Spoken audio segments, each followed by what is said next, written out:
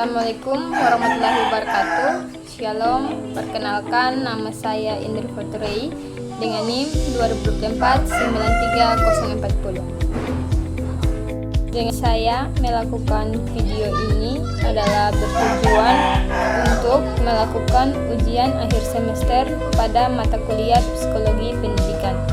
Dan dalam penjelasan saya ada 5 pertanyaan yang akan saya jawab satu persatu. Soal yang pertama, menurut Anda apa yang dimaksud dengan psikologi pendidikan dan bagaimana ruang lingkup serta manfaatnya diterapkan dalam konteks pembelajaran di sekolah dasar? Berikan contoh penerapan yang pernah Anda amati atau lakukan. Menurut saya, psikologi pendidikan adalah ilmu yang mempelajari bagaimana prinsip-prinsip psikologi dapat diterapkan dalam konteks pendidikan untuk meningkatkan proses belajar mengajar. Ruang lingkupnya sangat luas, mencakup aspek kognitif, afektif, dan psikomotorik siswa. Contohnya, penerapan yang pernah saya amati adalah penggunaan metode pembelajaran berbasis bermain untuk anak usia dini. Soal yang kedua, jelaskan perbedaan utama antara teori perkembangan kognitif Piaget dan Vygotsky.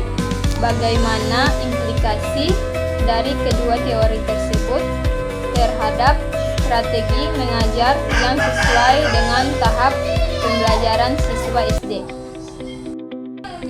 Teori perkembangan kognitif Piaget menekankan tahapan perkembangan kognitif yang universal, di mana anak melalui tahapan sensori motorik, praoperasional, operasional konkret, dan operasional formal.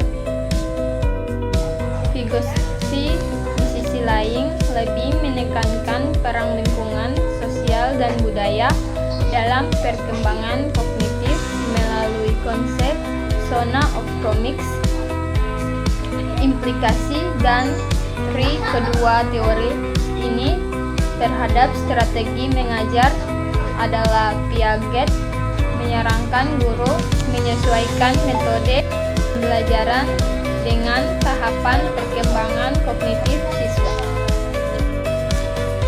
Soal yang ketiga, menurut Erikson, anak usia sekolah dasar berada pada tahap perkembangan psikologi apa?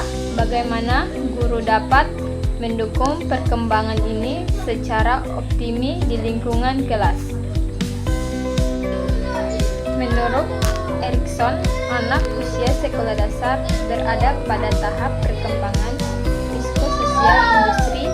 Pada tahap ini, anak-anak mulai mengembangkan rasa kompetensi dan percaya diri melalui aktivitas produksi. Guru dapat mendukung perkembangan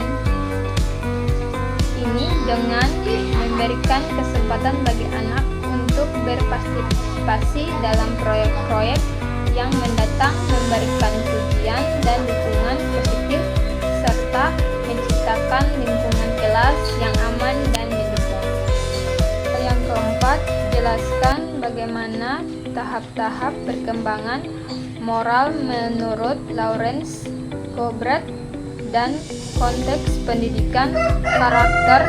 Bagaimana seorang guru SD dapat membimbing siswa sesuai dengan tahap moral mereka. Tahap-tahap perkembangan moral menurut Lawrence Kobret meliputi tahap pra-konvensional, konvensional, dan praktek-profesional. Dalam konteks pendidikan karakter, guru SD dapat membimbing siswa dengan memberikan contoh perilaku moral yang baik, mendorong diskusi etika, dan memberikan kesempatan bagi siswa untuk terlibat dalam kegiatan sosial yang mempromosikan nilai-nilai moral. Soal yang kelima, apa yang Anda ketahui tentang jenis-jenis kesulitan belajar seperti disleksia dan diskalkulia? Jelaskan bagaimana teknik observasi, wawancara, dan asesmen dasar dapat digunakan untuk mengidentifikasi masalah tersebut serta dampak terhadap proses belajar siswa di SD. Disleksia adalah kesulitan belajar yang ditandai dengan kesulitan membaca, menulis, dan mengajar. Diskalkulia adalah kesulitan belajar yang ditandai dengan kesulitan dalam memahami dan melakukan observasi matematika. Teknik observasi, wawancara, dan asesmen dasar dapat digunakan untuk mengidentifikasi masalah. Observasi dapat dilakukan untuk melihat perilaku siswa selama proses belajar. Wawancara dapat membantu guru memahami kesulitan yang dialami siswa.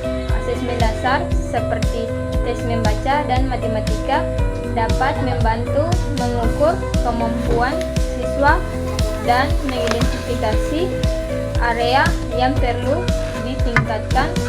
Dampak dari kesulitan belajar ini dapat berupa penurunan prestasi akademik, rendahnya kepercayaan diri, dan kesulitan dalam bersoal. Observasi, wawancara, dan asesmen dasar dapat digunakan untuk mengidentifikasi masalah. Observasi dapat dilakukan untuk melihat perilaku siswa selama proses belajar. Wawancara dapat membantu guru memahami kesulitan yang dialami siswa. Asesmen dasar seperti tes membaca dan matematika dapat membantu mengukur kemampuan siswa dan mengidentifikasi area yang perlu ditingkatkan. Dampak dari kesulitan belajar ini dapat berupa penurunan prestasi akademik, rendahnya kepercayaan diri, dan kesulitan